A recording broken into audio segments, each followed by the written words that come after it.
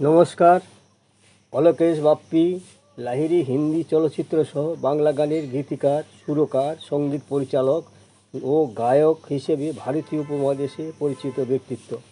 এছাড়াও তিনি নিজে লিখিত অনেকগুলো গান স্বকণ্ঠে গেয়ে যথেষ্ট প্রশংসার অধিকারী হয়েছিলেন।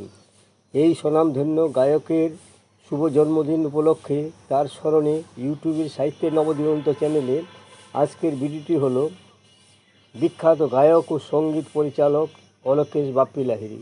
গ্রন্থনায় রবীন্দ্র কুমার চক্রবর্তী। বাপ্পি লাহিড়ী কলকাতায় শাস্ত্রীয় সঙ্গীতে সমৃদ্ধ এক সম্ভ্রান্ত পরিবারে 27শে নভেম্বর 1952 খ্রিস্টাব্দে জন্মগ্রহণ করেন। বাংলা অপরেশ লাহিড়ী ছিলেন একজন বাংলা সঙ্গীতের জনপ্রিয় গায়ক। মা বাঁশুরী লাহিড়ীও ছিলেন একজন সঙ্গীতজ্ঞ ও গায়িকা, যিনি শাস্ত্রীয় ঘরানায় সঙ্গীত এবং শ্যামাসঙ্গীতে বিশেষ পারদর্শিতা দেখিয়েছিলেন। পিতামাতার সান্নিধ্যে বাল্যকাল থেকে বাপ্পি লাহিড়ী সঙ্গীত কলায় হাতেখড়ি ও প্রশিক্ষণ নেন। এরপর মাত্র 19 বছর বয়সে দাদু নামক বাংলা চলচ্চিত্রে প্রথম গানে পরিবেশন করেন এবং ওই বছরেই তিনি মুম্বাইয়ে স্থানান্তরিত হন। 1973 খ্রিস্টাব্দে হিন্দি ভাষায় নির্মিত নানহা শিকারি ছবিতে প্রথম গীত রচনা করেন। এতে তিনি গীত রচনা সহ গায়কের দ্বৈত ভূমিকায় অংশগ্রহণ করেন। এরপর তাহির হোসেনের জখমি ছবিতে 1975 খ্রিস্টাব্দে কাজ করেন এবং কিশোর কুমার ও মোহাম্মদ রফির সঙ্গেও দ্বৈত সঙ্গীতে অংশ নেন। তার পরবর্তী সময়ে বিভিন্ন চলচ্চিত্রগুলিতে তার গান ও দর্শক ও শ্রোতার কাছে জনপ্রিয়তা অর্জন করে।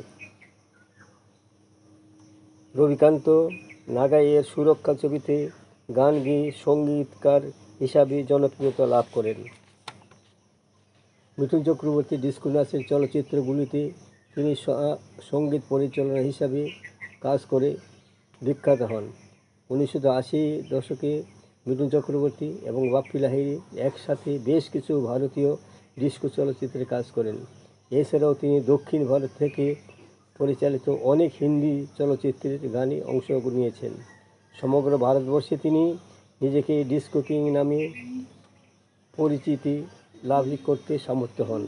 বাপ্পি লাহিড়ী রচিত সঙ্গীতগুলো বেশ কয়েকটি চলচ্চিত্রে 1980 খ্রিস্টাব্দে সুরক্ষা, ওয়ারদাত, আরমান, চলতে চলতে, কমান্ডো, ইলজাম, পেয়ারা দুশ্মন, ডিস্কো ড্যান্সার, ড্যান্স, ফিল্ম হি ফিল্ম, সাহেব, টারজান, কসম পয়দা করেন, গুরু জ্যোতি, নমক হারাম, এ সরবি ইত্যাদি ছবিতে তিনি যথেষ্ট কৃতিত্বের সাথে সঙ্গীত পরিবেশন করেন।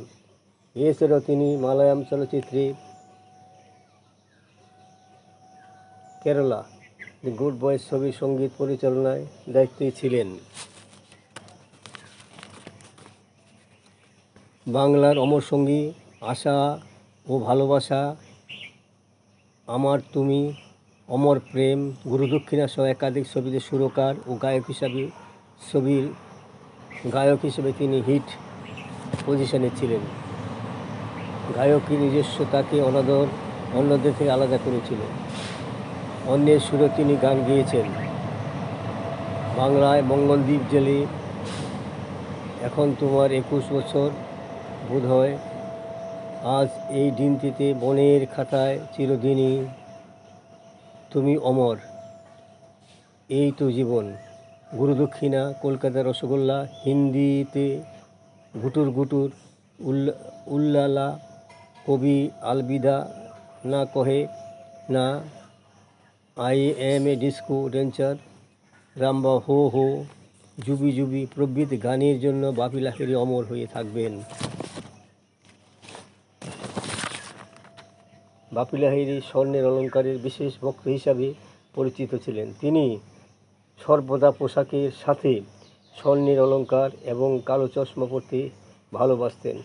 সঙ্গীত শিল্পী হিসাবে কিশোর কুমার ছিলেন তার মামা।